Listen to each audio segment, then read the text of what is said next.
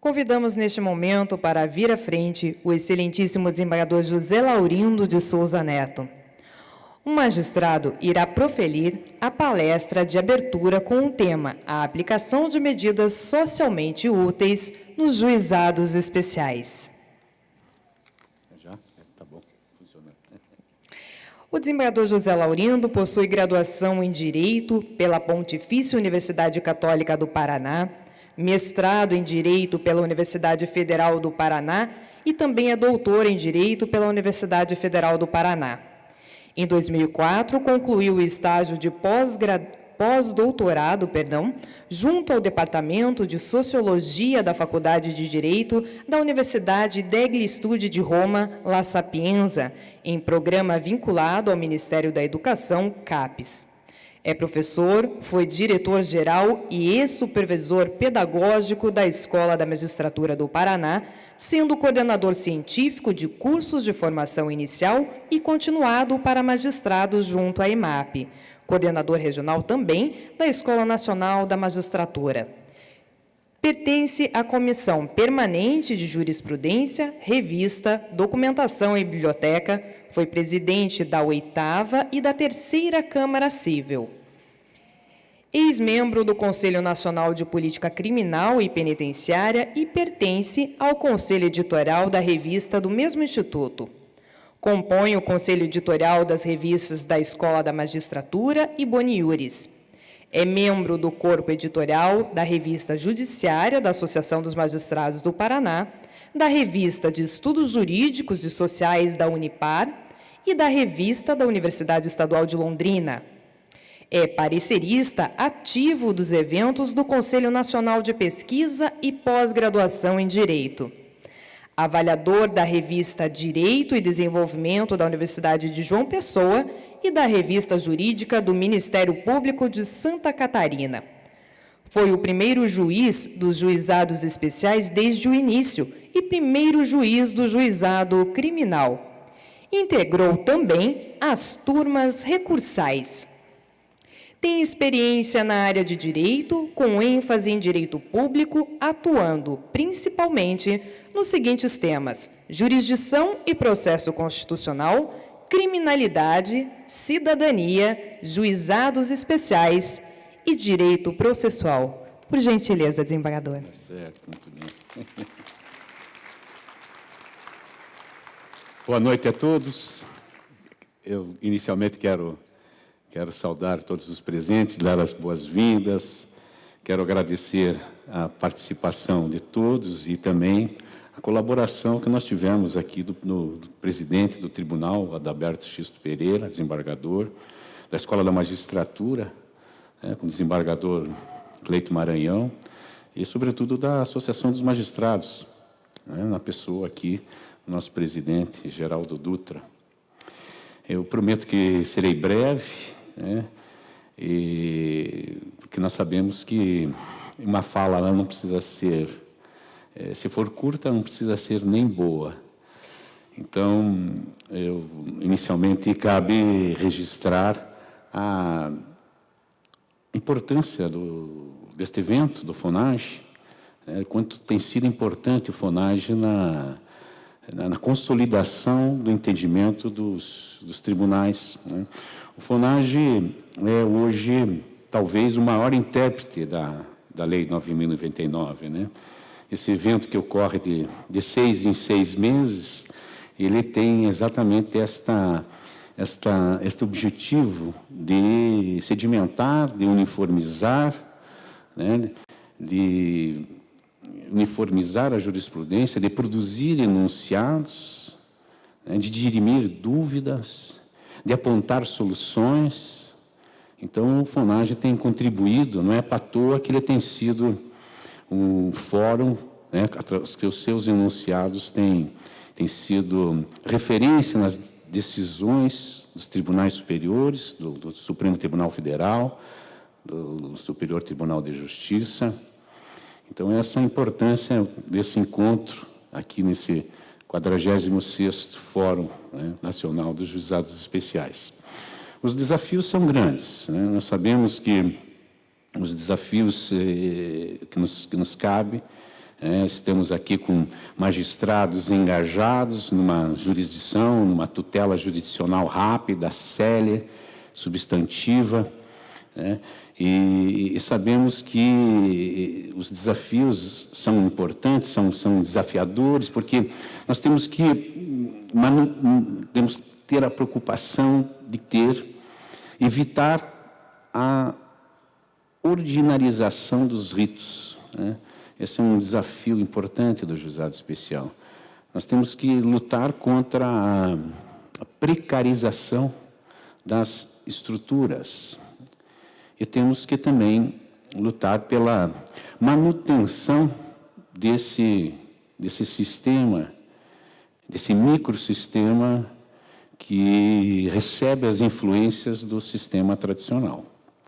Então, esses são os desafios que nos espera nesse evento para enfrentar todos esses obstáculos para o acesso à justiça com efetividade. Eu, como vários dos senhores, a minha relação com os juizados ela não é recente, né? Tenho convivência com os juizados desde o seu nascimento, do seu surgimento. E me lembro ainda quando, em 1994, quando fui chamado, então, pelo presidente do Tribunal de Justiça da época, desembargador Cláudio Nunes do Nascimento. Na verdade, era até o seu juiz auxiliar, o Lauro Fabrício de Mello, que me chamou no gabinete e disse: você vai para as pequenas causas. Eu disse para ele: mas eu fui talhado para as grandes causas, né? Eu não quero atuar nas pequenas causas. E aí ele me deu o projeto, os anteprojetos, os vários anteprojetos que existiam, assim, com relação à Lei 9.099. E ali eu vislumbrei, né, a importância desse sistema. Eu me lembro ainda da minha participação nas discussões, dos debates, discutindo os anteprojetos, né? Nós estudávamos ali 6 anteprojetos. 2 anteprojetos vingaram. Foi o anteprojeto do então deputado Michel Temer, né, que atuava nos juizados, quer dizer, que elaborava um texto acerca dos juizados criminais, e o projeto do então deputado Nelson Jobim, que tratava dos juizados cíveis. Esses 2 anteprojetos foram aglutinados e aí surge a Lei 9.099. Nesse evento dos juizados especiais, onde debatíamos aí desde o início, você percebe a presença aqui do relator do Senado, o senador Bisol, da época, que funcionava como senador, e também a presença do jurista do processo penal, Carlos Roberto Bittencourt, que também debatia. A nossa preocupação era com relação aos juizados especiais criminais, porque lecionava processo penal na Escola da Magistratura. Quando então tive a oportunidade de participar da primeira Comissão Nacional de Interpretação, né, e também nisso tudo, eu no cível, me lembro, atuava no cível e o desembargador Roberto Bacelar no crime. Tivemos a oportunidade de participar na consolidação dos entendimentos, né, de interpretação da Lei 9.099. Nessa época se formou toda uma geração assim denominada pela ministra Nancy Andrighi, a geração dos anos 90, do qual faziam parte estudiosos, pensadores do direito, engajados numa prestação, numa tutela jurisdicional rápida, informal, né, efetiva. Então, essa foi uma preocupação grande. Isso aliado à minha atividade como professor, né, isso deu a possibilidade de eu concluir a minha dissertação de mestrado, quando, então, analisei os juizados à luz dos princípios constitucionais. Eu me lembro do início, quanto debate de constitucionalidade existia. Institutos despenalizadores, como a transação penal, muito se discutiu acerca da sua constitucionalidade. Não só esse, todas as medidas despenalizadoras foram questionadas. Também tive a oportunidade depois, né, eu sempre digo, eu sou um autor de uma obra só, né, escrevo e publiquei aquilo que exerço há mais de 30 anos. Tive a oportunidade também, não só na dissertação de mestrado, de tratar desse assunto, e também na minha tese de pós-doutoramento, quando, então, na Universidade de Roma, quando eu tive a oportunidade de apresentar esse sistema de aplicação de medidas socialmente úteis, como substitutivo penal. Isso tudo em face da minha atuação como juizado, como primeiro juiz do juizado, um dos primeiros juízes. Vejo aqui vários companheiros, né, que atuaram também nessa época. O desembargador Francisco Macedo, vejo aqui presente também, era do início do juizado, desembargador Jorge Vargas, também Mainardi, funcionava como promotor de justiça. Então, tudo isso foi muito importante nessa minha experiência dos juizados. O tema deste FONAGE, desse 46º FONAGE, ele tem uma importância decisiva para o enfrentamento dos desafios que ocorrem na contemporaneidade. A efetividade a efetividade no acesso à justiça. Efetividade entendida como não só com a conformação com o direito, né, a ordem jurídica justa, né, mas também com a concretização do resultado dos direitos fundamentais. Também a convergência com as demandas sociais e os anseios sociais. O acesso à justiça ele tem esses dois elementos fundamentais. Ele tem o elemento da igualdade, a universalidade dos direitos, ou seja, procura-se tutelar o direito de todos os seres humanos, né?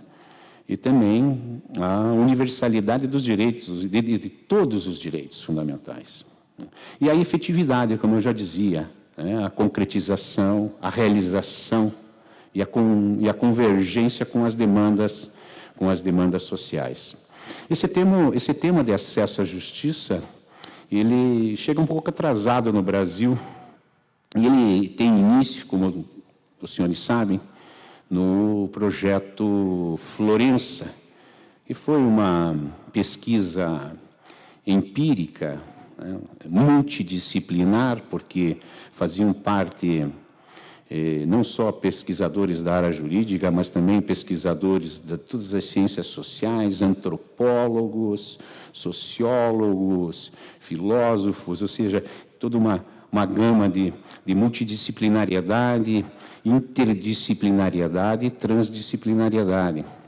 Esse projeto foi realizado nos anos 60, nos anos 70, e reuniu esses pesquisadores dos países em desenvolvimento e também dos países periféricos. Infelizmente, o Brasil não esteve presente, né, nessa pesquisa, nessa coleta de dados, mas alguns países da América Latina estiveram lá, né? Uruguai, Chile, Colômbia, México participaram desse projeto, né, que coloca o Poder Judiciário como centralidade no debate até então. Porque o debate, então, que girava era um debate essencialmente econômico. E esse projeto serviu para colocar o Poder Judiciário para analisar os sistemas de justiça, né, analisar a eficiência, a eficácia e a efetividade do direito. É um projeto que, além desse caráter empírico e multidisciplinar, ele serviu para as reformas, né, e ele se situa dentro de um contexto de transformação do Estado. Esse projeto de Florença, ele teve ele se situa dentro de uma viragem paradigmática do Estado, uma evolução do Estado, a passagem do Estado liberal para o Estado social, o welfare state.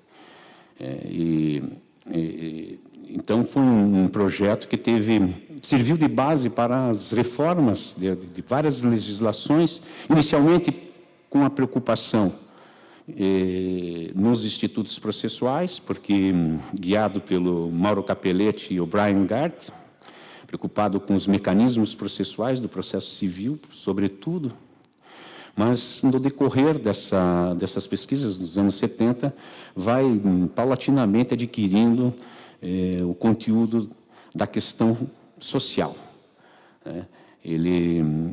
Como já disse, o Brasil não fez parte, inclusive esse projeto que foi publicado em 1978, só veio ao Brasil com a publicação 10 anos depois. Mas esse não é o único projeto. Nós temos, que diz respeito à análise do sistema, ultrapassar os obstáculos para que a justiça material seja realizada. Esse não foi o único projeto. Nos anos 90, nós tivemos as recomendações do Banco Mundial, documento 319S, chamado, que também se situa num contexto de evolução do Estado. A passagem do Estado social para o Estado da economia de mercado. A preocupação não era exatamente, então, nesse período, não foi a questão social, mas foi a preocupação de dotar o sistema judiciário, né, de estrutura, de qualidade e capacidade para enfrentar os problemas inerentes à economia de mercado. A necessidade de que de um poder judiciário rápido, de um poder judiciário célere, né, capaz de dirimir todas a evolução da globalização, as novas demandas sociais derivadas desse processo de globalização, né, novas relações sociais vieram à tona, novos anseios, novas realidades e a necessidade de um poder judiciário, então, capaz de dar resposta a essa demanda de economia de mercado. É interessante observar que essas são chamadas as recomendações do Banco Mundial, serviram para a reforma do judiciário, não só do judiciário brasileiro, mas de outros estados, e com algumas características, porque serviu de base para o próprio surgimento do CNJ, com a emenda 45, com a reforma do Poder Judiciário, também as súmulas vinculantes, né, porque era necessário a previsibilidade, segurança, na prestação rápida e na solução dessas controvérsias que, de um certo modo, se tornam obstáculos à economia de mercado. Esse modelo, nós temos o projeto Florença, nós temos o projeto, as recomendações do Banco Mundial, mas também temos um modelo de acesso à justiça, que é o modelo do Observatório da Justiça Portuguesa, né, da Universidade de Coimbra, sob a coordenação do professor Boaventura Sousa Santos, onde, então, se radicaliza o debate da questão social. É claro que esse tema ele tem que ter toda uma uma visão evolucionista, né? Quer dizer, a necessidade de se analisar o acesso à justiça sobre essa perspectiva evolucionista, quer dizer, de que forma os direitos sociais, os direitos econômicos, né, e políticos evoluem e se sedimentam. Então, nós temos alguma necessidade, porque no Brasil, sobretudo, existe um processo civilizatório muito rápido. Eu sempre digo que a sociedade no Brasil, ela gira não como uma bola que rola de forma linear, mas que ela avança como se fosse um quadrado. Demora muito para virar, mas a hora que vira, rompe tudo aquilo que tem pela frente. Então, essa perspectiva evolucionista ela é muito importante para que a gente possa pensar a evolução para a transformação, para o agir na transformação. Então, no Brasil, nós temos alguns momentos importantes nesse processo evolutivo, qual o Xisto, inclusive, já fez menção na sua fala. É dizer, desde o nascimento da República, em 1889, né, com a passagem nos anos 80, início dos anos 80, com a lei do juizado das pequenas causas. Depois nós tivemos a Constituição Federal, de 88, né, a Lei 9.099, a Lei 9.099, de 95, e o CNJ, né, em 2005.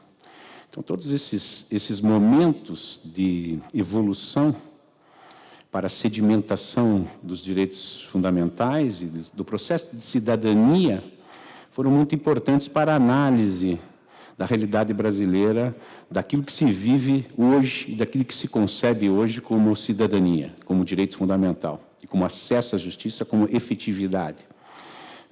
A República, nós sabemos que a República, com esses 130 anos que temos de República, ela, como os senhores sabem, ela é dividida em cinco fases da República. Tivemos a República Velha, né, dividida entre a República das Espadas e a República Oligárquica, né, da política do café com leite, onde se alternava a presidência da República com São Paulo e Minas Gerais, né, do setor agrário. E tivemos também a Era Vargas, onde se vislumbra o início de uma proposta de Estado social, qual o Brasil sempre esteve em descompasso com aquilo que ocorria no mundo, não é verdade? E tivemos também, em seguida, a República, né, Juizados de Pequenas Causas, Constituição Federal, que é considerada a Constituição cidadã. O relator da Constituição, né, o deputado Ulisses Guimarães, dizia: nós vamos colocar o cidadão dentro dos direitos fundamentais. Essa Constituição, então, ela traz já a possibilidade, como forma de consolidar esse aspecto da efetividade da justiça, dos direitos fundamentais, ela traz os juizados especiais, a possibilidade de juizados, né, processamento, conciliação, julgamento, execução, composto por juízes togados e togados e leigos, com a possibilidade de recursos a serem julgados por turmas recursais de primeiro grau. Em seguida, nós tivemos, então, aí, em 95, 96, a Lei 9.099, que ela, então, de um certo modo, vem a definir o que seria, então, uma infração de menor potencial ofensivo, as infrações penais, cuja pena não ultrapassaria, no primeiro momento, a 1 ano, e depois, no segundo momento, 2 anos. E também as controvérsias cíveis de menor complexidade. Outra etapa importante no processo de sedimentação dos direitos fundamentais foi o Conselho Nacional de Justiça. E aí avançamos com as políticas públicas, um planejamento estratégico, com os vários projetos ligados do Conselho Nacional de Justiça, no que diz respeito à cidadania, né? Hoje nós sabemos quanto é importante, tem sido importante o trabalho desempenhado pelo Conselho Nacional de Justiça, no que diz respeito a esse tema de acesso à justiça, com os vários projetos que desenvolvem o engajamento de todos, né? A disseminação da conscientização dessa questão tão importante e tão necessária para todos nós. Então, nós temos essa perspectiva do evolucionista, né? E, na verdade, hoje, compreendendo todo esse processo evolucionista, nós percebemos a necessidade de uma nova onda renovatória, né? Aquela onda renovatória já não basta mais as 3 ondas do Capelletti e do Brian Garth. Nós sabemos, como os senhores todos sabem, né, que a primeira onda foi aquela de tutela, de romper o obstáculo para o acesso à justiça dos mais necessitados, dos pobres. Essa foi a primeira onda da justiça, né? Assistência judiciária gratuita. A segunda onda de justiça nós tivemos, que foi aquela da representatividade dos direitos difusos e coletivos. E a terceira onda diz referência aos procedimentos de tutela abreviados e a questão toda da estrutura, ou seja, a necessidade de se ultrapassar e romper obstáculos para a efetividade da cidadania. Hoje percebemos que o nosso sistema, o nosso arcabouço de direitos fundamentais e de cidadania está a merecer uma quarta onda, uma quinta onda renovatória, né? A quarta onda já existe, na verdade, ela também foi desenvolvida por um dos coordenadores do projeto Florença, que era o professor Kim Economides, e ele falava, então, da necessidade do conhecimento, da necessidade da qualificação dos operadores do direito, para que não só estejam qualificados para atender interesses pessoais, mas, sobretudo, a sua função social, né? A função social do intérprete, do operador do direito, não só do advogado, do juiz, do Ministério Público, né? Quanto é importante a interpretação do juiz, a atuação do juiz, todo o processo de tutela não exclusivo, né?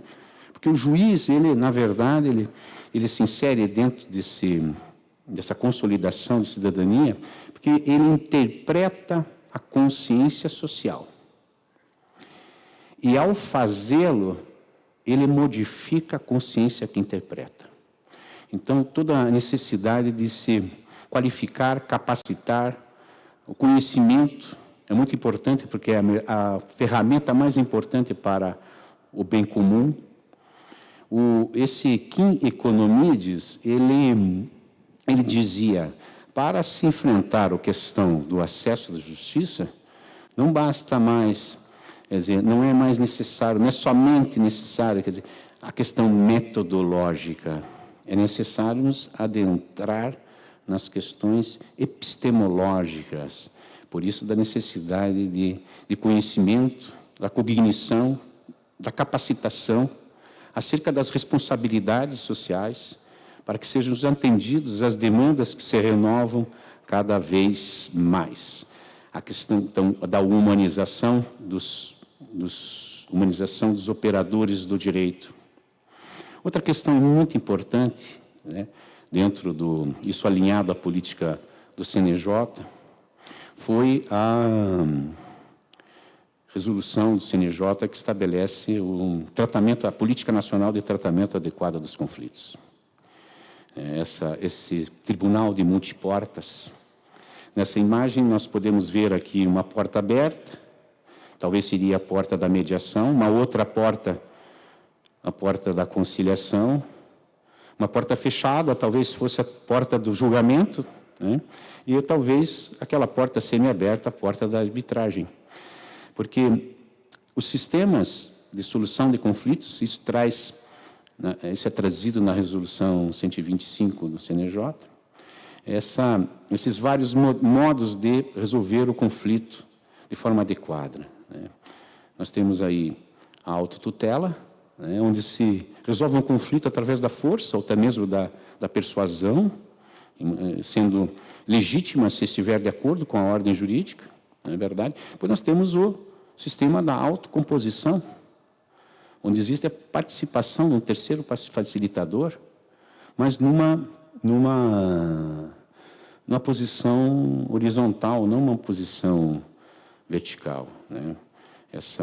Esses métodos da mediação, então, e da conciliação se situam dentro dessa área de solução de conflitos de forma consensual. O tratamento adequado.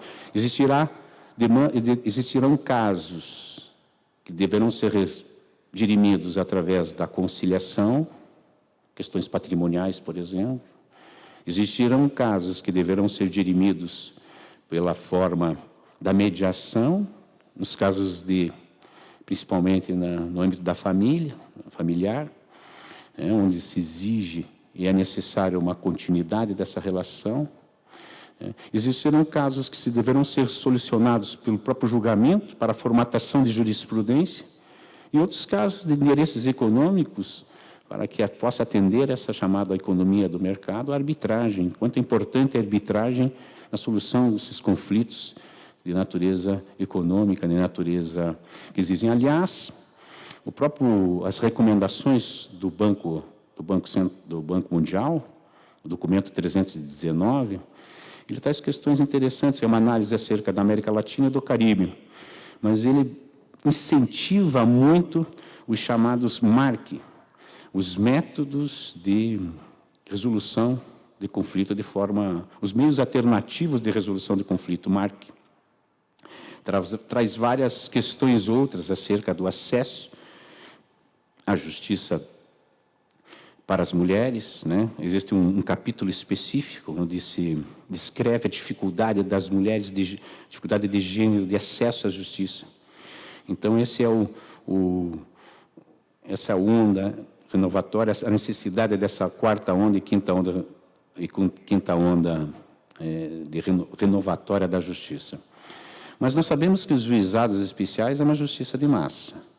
Nós sabemos que os juizados especiais nem sempre estão alinhados a uma estrutura de tutela de cidadania. Nós sabemos que hoje os verdadeiros beneficiários dos juizados são empresas, né? Nós tratamos de jurisdição de massa, nós temos aí a área bancária, a área da telefonia, todas essas demandas das operadoras públicas, e toda essa questão de jurisdição de massa, né? Nós temos aí um volume grande de demandas, né? No Paraná, nós temos mais de 500 mil ações no juizado especial.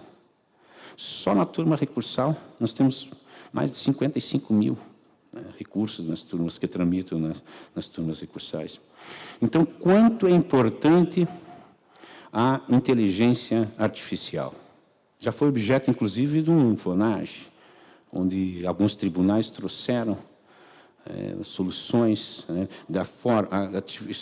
soluções inerentes a essa era digital, né, principalmente a solução online dos conflitos, as plataformas de resolução online dos conflitos, a própria plataforma do consumidor.gov, que é uma plataforma que atua em duas fases, a introdução de uma terceira fase, né? Duas fases. A primeira fase, a interlocução entre o fornecedor e o consumidor, e a terceira fase, a solução dos conflitos. Quanto é importante para otimizar o tempo, a racionalidade desse volume de processos que faz com que o juiz, então, atue de forma repetitiva, por isso da existência de algoritmos hoje que não só gerenciam dados, cadastram informações e têm a capacidade, inclusive, de decidir, né? Mas nós sabemos que, como disse a ministra Nancy Andrighi, é necessário manter-se humano na era digital. Por isso da importância da inteligência emocional. Isso facilita as decisões. Essa inteligência emocional, quanto é importante, dentro dos seus 5 pilares, né, ligados à emoção, saber lidar com as emoções, saber controlar as emoções, saber se automotivar, ter empatia, saber se relacionar. Isso é muito importante. Nós sabemos as vicissitudes da natureza humana, da dramaticidade do cotidiano, então da importância desses pilares, né? Mas a inteligência artificial, a inteligência emocional, elas devem estar ancoradas em teorias. É importante que haja todo um processo de subjetividade nessa jurisdição de massa. E aí nós vemos a importância não só da visão pragmática do direito, da análise econômica do direito, e também da teoria dos jogos, conhecida por todos, né? Essas teorias, elas se compatibilizam com os juizados, né? Nós sabemos que essas teorias, a visão pragmática, ela é uma visão instrumental, ela é uma visão instrumental, porque ela busca realizar o direito material. Ela é uma visão pragmática, né? É uma visão consequencial, é uma visão prospectiva. Ela traz a responsabilidade da visão acerca daquilo que vai acontecer, né? Porque a decisão judicial é como se fosse uma pedra que cai num lago. Nós sabemos os círculos que formam, não sabemos aonde o tsunami vai ocorrer, né? Ela é antidogmática, né? Ela é também antimetafísica, né? Consequencial, né? Prospectiva. Ela alinha e dá uma direção para o futuro, né? E traz, então, a necessidade de se analisar a eficiência, a eficácia e a efetividade. A diferença, parecem termos sinônimos, mas eles são diferentes. A eficiência, um sistema eficiente é um sistema que adota o melhor possível com o menor custo. Um sistema eficaz, aquele que atinge a meta, atinge o resultado, independentemente da eficiência que seja depositada. E a efetividade é a junção da eficiência e da eficácia, ou seja, é a obtenção do resultado com o menor custo possível. Tudo isso traz a ideia da maximização dos benefícios, né? Isso se compatibiliza nos juizados, principalmente quando você percebe o uso predatório dos juizados que tem ocorrido, não só dos juizados, mas sobretudo nos juizados, o uso predatório da justiça, né? Nas ações constantes, porque não existe risco. A gratuidade, ela é necessária, esse é um desafio a ser enfrentado, a gratuidade do juizado, ela traz essa possibilidade de não se perder, né? E isso é muito importante, por isso está analisado nos benefícios, se maximiza os benefícios, né? E dentro da estrutura dos juizados, sem a ocorrência de jogos, né? Sem a ocorrência de riscos, de perda, né? O processo, nós sabemos que o processo, ele é um jogo, né? Como um todo. Um jogo, por isso da teoria dos jogos, ele é um jogo que tem jogadores, tem duração, prazo razoável, né? Tem duração, tem jogadores, tem regras, e tem um juiz. E tem estratégia também. O processo é isso, tem estratégia. Essa estratégia que está dentro dessa concepção, dessa visão pragmática do Richard Posner, esse juiz americano que traz essas ideias, né? E também da análise econômica do direito.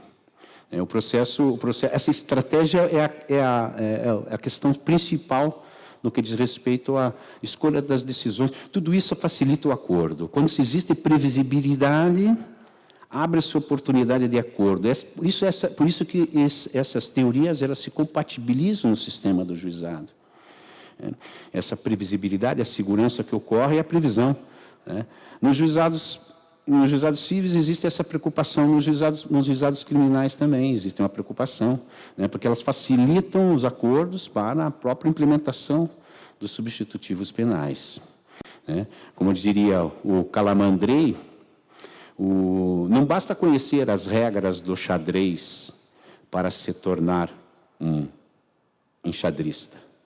É necessário estratégia.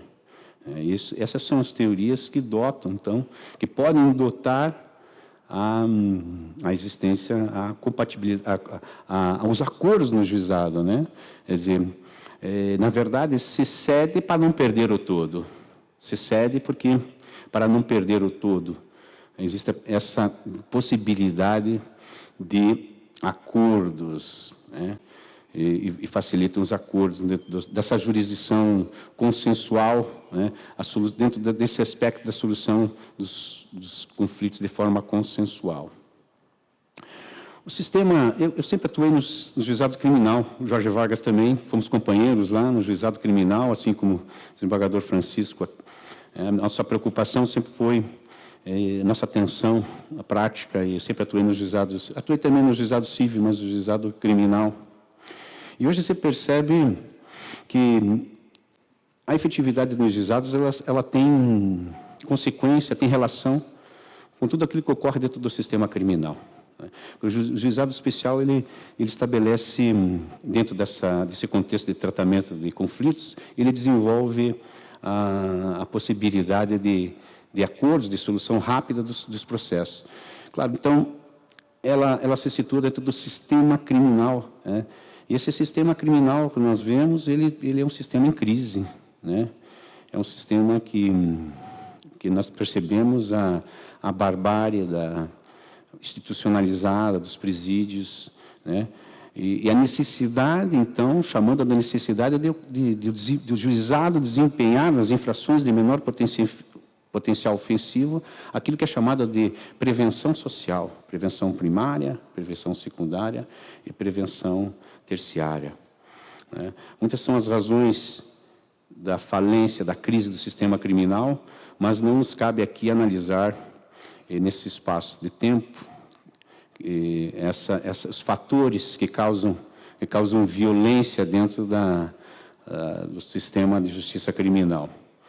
Então, esse sistema de medidas socialmente úteis, ele se insere dentro desse contexto do sistema criminal, É um sistema que, antes de mais nada, ele introduz medidas despenalizadoras, evita a prisão, obviamente, É um sistema que está preocupado com uma jurisdição consensual, um tratamento adequado, E esse sistema penal, na verdade, o que é? Qual o conceito desse sistema? É o mesmo conceito de sistema como um todo. Todo sistema tem essa definição. O sistema elétrico, todos os sistemas, eles são um conjunto de elementos diversos que formam um todo unitário, ligados e unidos por um princípio unificador. Esse é um sistema. O sistema criminal é isso, é um conjunto esse sistema de medidas socialmente úteis é um sistema composto de elementos diversos que, unidos pelo princípio unificador, formam um todo unitário.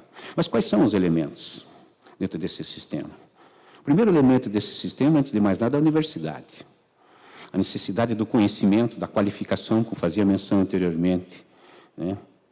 Assim como o cego cai, que não conhece, cai no precipício porque não vê a trajetória, o percurso que faz, também aquele destituído da avidya, em sânscrito, destituído do conhecimento, sai da vida reta e cai no mal agir.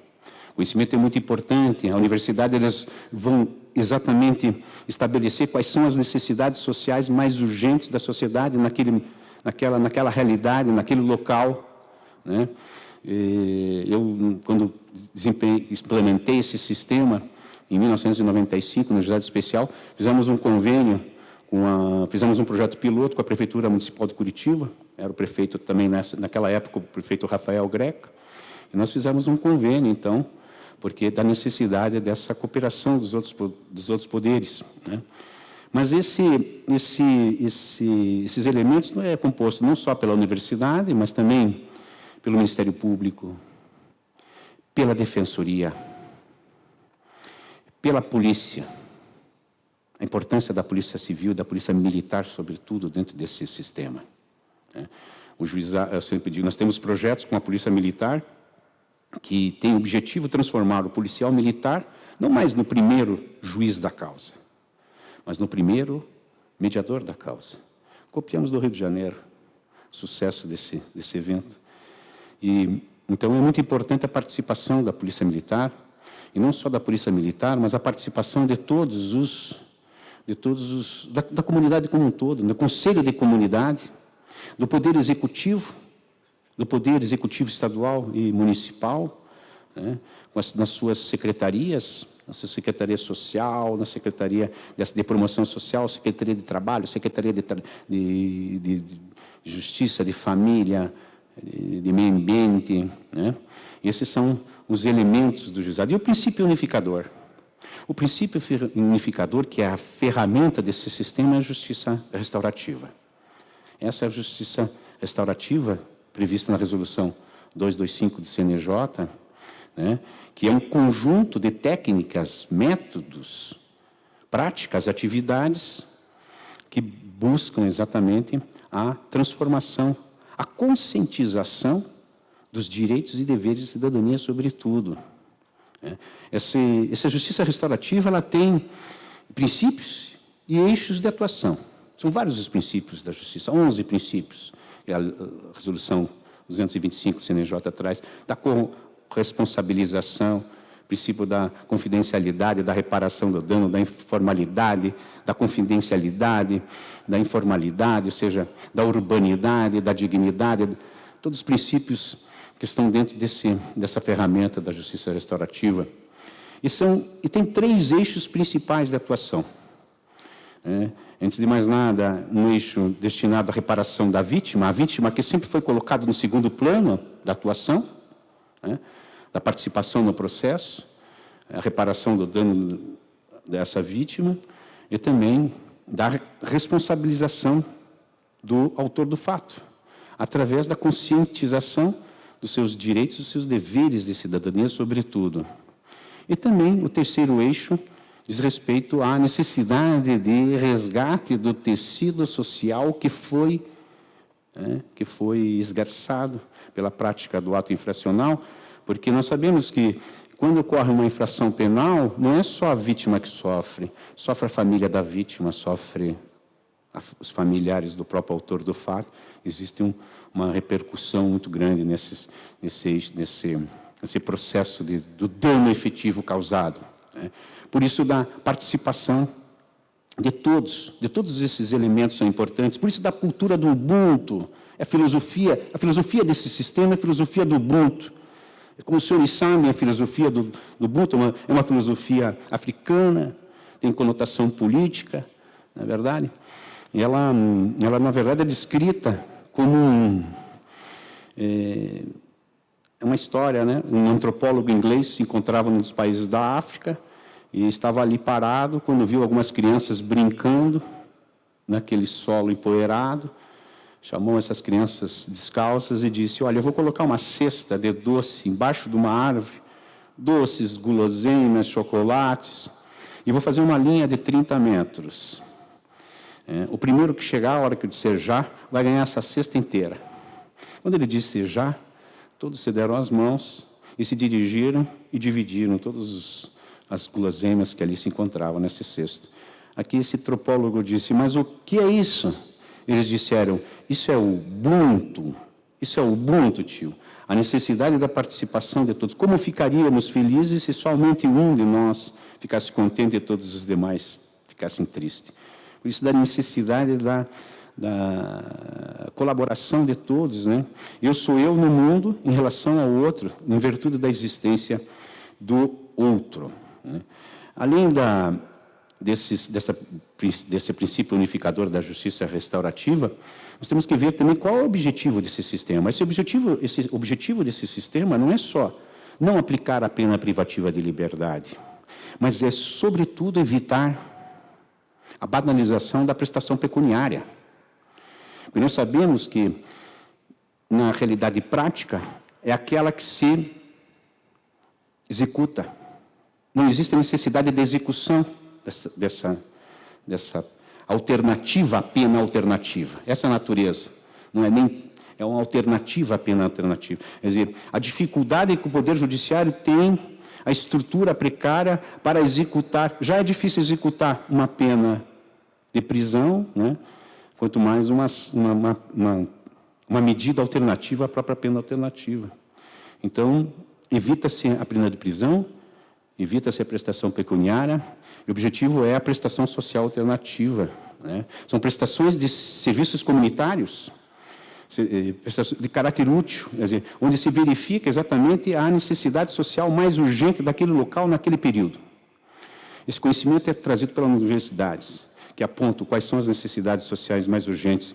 Esse sistema ele possui programas pré-estabelecidos de acordo com o bem jurídico que se está tutelando e também as aptidões e personalidade do autor do fato, né? Ou seja, quer-se combater a violência, né? Quer-se combater o meio ambiente, todos os bens jurídicos, de forma que uma equipe multidisciplinar vai, então, facilitar e apontar qual daquelas seria a mais cabível diante daquela realidade. Nós temos programas pré-estabelecidos, reforma legal, né? Quer dizer, são autores do fato que prestam serviços comunitários, reparando carteiras, pintando escolas, né? Nós temos programas de doação de sangue, combate à pichação. Nós sabemos que existe toda uma possibilidade de transformação dos pichadores para artistas urbanos. Existem todos esses projetos sociais pré-estabelecidos que facilitam a execução e o controle através dessa equipe disciplinar. Esse sistema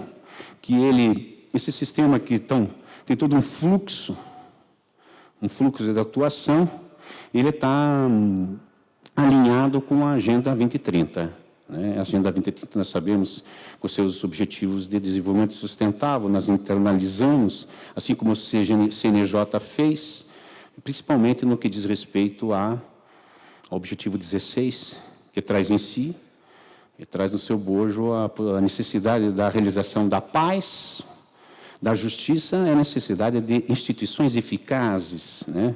A paz como propósito de realização de uma sociedade pacífica, com a possibilidade de soluções de forma consensual, né? A justiça como a possibilidade de acordos, e também as instituições eficazes com o objetivo de incluir instituições inclusivas, promover sociedades pacíficas e inclusivas para o desenvolvimento sustentável, proporcionar o acesso à justiça para todos e construir instituições eficazes, responsáveis e inclusivas em todos os níveis. O objetivo, então, é esse: estabelecer um processo de prevenção social, resolver o problema de fundo que deu causa ao cometimento da infração penal. Isso é uma homeopatia do direito. Atinge as causas e não as consequências. Não se pode mergulhar, estar na superficialidade, né? Buscar a essência para que ele não se repita. Então, exatamente esse é o contexto que se apresenta dentro da contemporaneidade, né? Se formos analisar os resultados desse processo evolutivo dos direitos fundamentais da cidadania no Brasil, nós vamos verificar que as bases da República não foram capazes de sedimentar a cidadania no Brasil. Nós vamos verificar que a Constituição Federal não foi possível a realização dos objetivos da República né?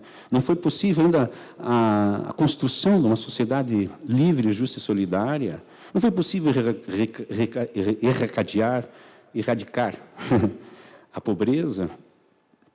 Não foi possível promover o desenvolvimento social. Estamos vivendo ainda no atraso, não é verdade? E também, só os princípios dos juizados não bastam mais para a consolidação da cidadania. E aí, eu aponto para o final e conclusão da minha fala, pedindo escusas pelo tempo que não foi breve, e digo que, na verdade, o que temos que buscar é exatamente isso. Temos que buscar autonomia e emancipação social. É muito importante a autonomia do indivíduo dentro desse processo, porque hoje o indivíduo ele está preso aos processos da coerção social, né? Hoje a filosofia foi substituída pela mídia. As pessoas não pensam, não refletem, elas aderem a processos interacionais. As mídias sociais, não é verdade? Toda essa projeção no outro se dá dessa forma, né? Por isso é que é necessário libertar o indivíduo, para que ele saia dessas amarras, dessas coerções sociais. E também um projeto de emancipação social é importante. Esse movimento da construção de práticas para que o indivíduo ele não só se preocupe com os seus próprios interesses, mas que tenha uma preocupação com a sua função social. E digo, a liberdade não é ter asas para voar, liberdade é ter autonomia para escolher a direção dos ventos. E entendo então que só assim nós estaremos dentro de uma estrada para construir efetivamente um caminho, para construir efetivamente uma sociedade mais justa, uma sociedade mais solidária e uma sociedade menos desigual. Muito obrigado pela atenção, senhores.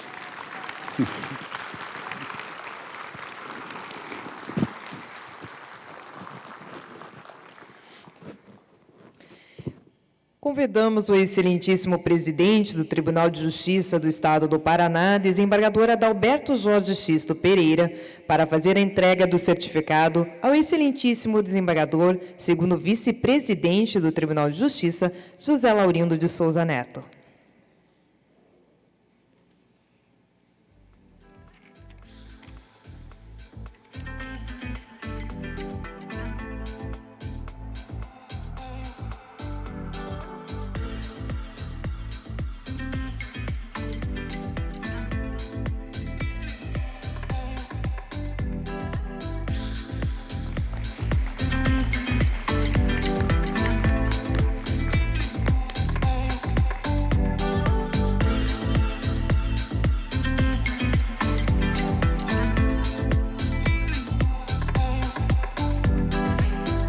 Apenas uma informação antes de procedermos ao encerramento. Aqueles que confirmaram a presença no jantar e ainda não retiraram seus vouchers, poderão fazê-lo na entrada da Sala da Mata. E nós agradecemos a participação de todos e desejamos uma excelente noite. Muito obrigada.